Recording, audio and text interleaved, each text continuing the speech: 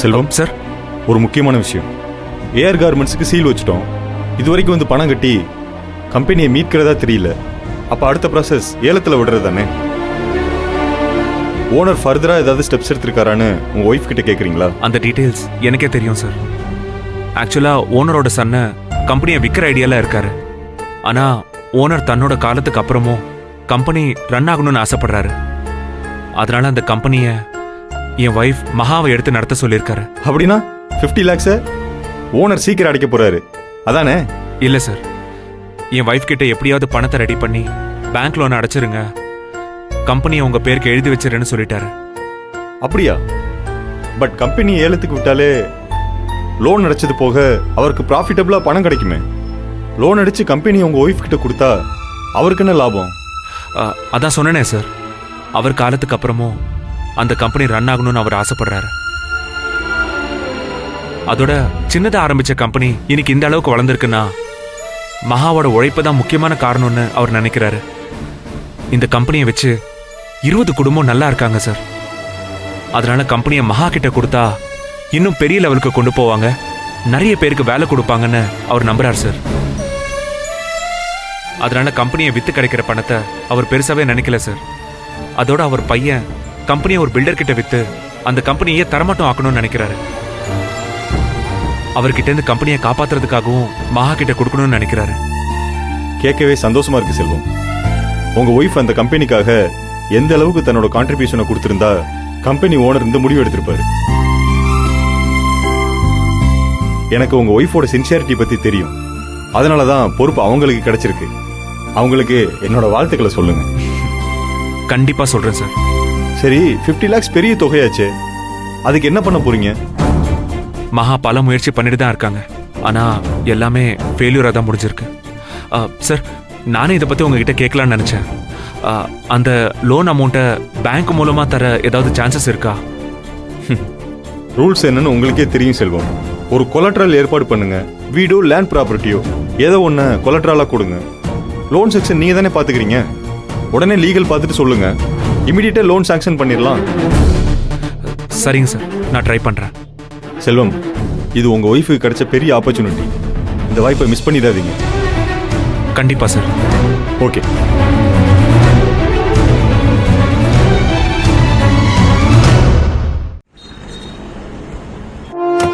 Excuse me, ma'am. May I come in?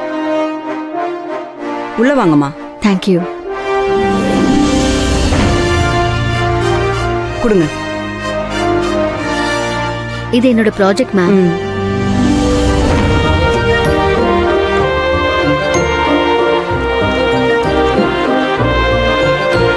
சொல்லுங்கம்மா. Ma'am, bank loan ஒரு 50 lakhs இருக்கும். அதை செட்டில் பண்ணிட்டா என்னால கம்பெனியை உடனே ரன் பண்ண முடியும். நிச்சயமா என்னால சக்சஸ்ஃபுல்லா ரன் பண்ண முடியும். நீங்க இன்வெஸ்ட் பண்ணீங்கன்னா அந்த பணத்துக்கு பாதுகாப்பாகவும் உங்களுக்கு நல்ல மார்ஜின்ல ரிட்டர்னும் என்னால கொடுக்க முடியும்.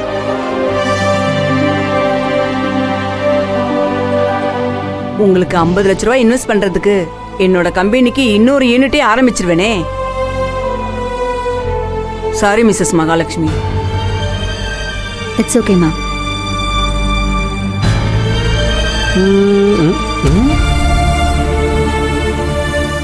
டேய் செல்வம், என்ன யோசிச்சுட்டு இருக்க?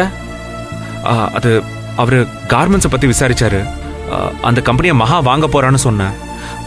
நம்ம பேங்க் மூலமா லோன் வாங்க முடியுமான்னு கேட்டேன். ஏதாவது கொலாட்ரல் கொண்டு வாங்கன்னு சொல்றாரு. அதான் என்ன பண்ணலான்னு யோசிச்சுட்டு இருந்தேன். அதாவது யார்கிட்ட கொலக்டராலுக்கு அப்ரோச் பண்ணலான்னு யோசிச்சுட்டு இருக்க அதானே? அதுல என் முகம் ஏதாவது ஞாபகம் வந்துச்சா? என்னடா சொல்ற? எதுக்கு ஓ முகம் ஞாபகத்துக்கு வரணும்? என்னடா செல்வம் இப்படி கேட்ட? என் பொண்டாட்டிக்கு ஒரு சொந்த வீடு இருக்கு, அதோட மதிப்பு 1 கோடி ரூபாய்க்கு மேல போகும். டேய், உன் வீட்டு டாக்குமெண்ட்டை கொடுன்னு என்கிட்ட கேட்கணும்னு உனக்கு தோணலையா? என்னடா அப்படி பாக்குற? நான் உன் ஃப்ரெண்டுடா, ஏன் என்கிட்ட கேட்கல? டேய், சும்மா விளையாடாத. டேய், தோல் கொடுப்பான் தோலன்னு சும்மாவா சொன்னாங்க? நீ ஏன் கவலைப்படுற? டாக்குமெண்ட் பீரோல சும்மா தான் தூங்கிட்டு இருக்கு, அதை எடுத்து உன்கிட்ட கொடுக்க போறேன். இங்க பாரு, மகா மேல எனக்கு முழு நம்பிக்கை இருக்கு. அந்த கம்பெனியை கண்டிப்பா அவங்க பெரிய லெவலுக்கு கொண்டு வருவாங்க. டேய், இந்த லோன்ல ஈஸியா அடைச்சிருவாங்கடா. டேய் நிஜமாவே சொல்றியா? நான் எதுக்குடா அவங்ககிட்ட போய் சொல்ல போறேன்? ஆனா சங்கீதா ஒத்துக்கணுமே. டேய், உன் அண்ணன் செல்வத்துக்கு தான் சொன்னா அவன முடியாதுன்னு நான் சொல்ல போறா? அதெல்லாம் கண்டிப்பா ஒத்துப்பாடா. நீ நம்பிக்கையா போய் மகா கிட்ட சொல்லு. பாபு, என்ன பண்றதுன்னு தெரியாம இருந்தேன்டா. தேங்க்ஸ் சொல்றதெல்லாம் வெறும் வார்த்தை தான். டேய் டேய், நம்ம ஃப்ரெண்ட்ஷிப் அதுக்கும் மேலடா.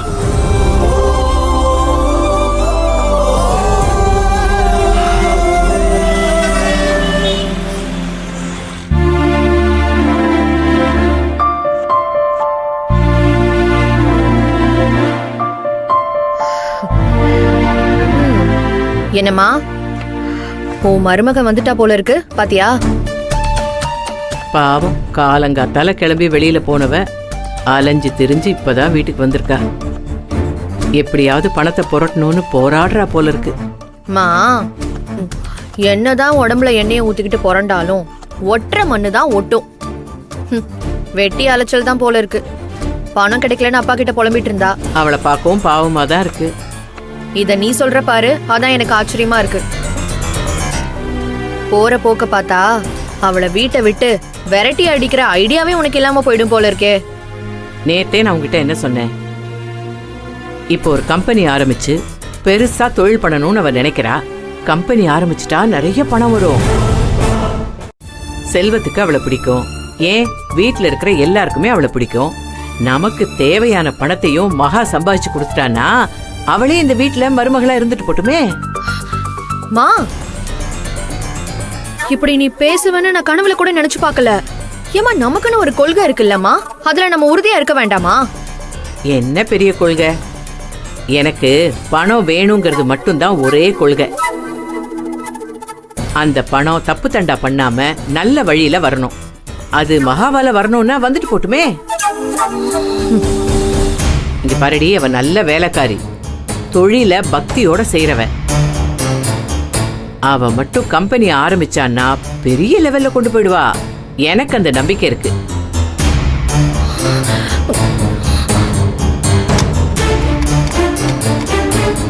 அதனால நீ சைலண்டா இரு. அவ முட்டி மோதி எப்படியாவது கம்பெனி ஆரம்பிக்கட்டும். பணத்தை சம்பாதிச்சு கொண்டு வந்து என் கையில கொடுக்கட்டும். புரியுதா? கொஞ்ச நெஞ்ச பணமா? 50 லட்சம் ரூபாய். என்னதான் முட்டி மோதினாலும் அவளுக்கு பணம் கிடைக்க போறதே இல்ல. இவ போய் கேட்டதும், வாங்க மகாராணி, உனக்காக தான் காத்துக்கிட்டு இருக்கேன்னு எல்லாரும் அப்படியே பணத்தை எடுத்து கொடுத்துருவாங்களா? பேங்க்ல போய் லோன் கேட்டா கூட 1008 ஃபார்மாலிட்டிஸ் இருக்கு.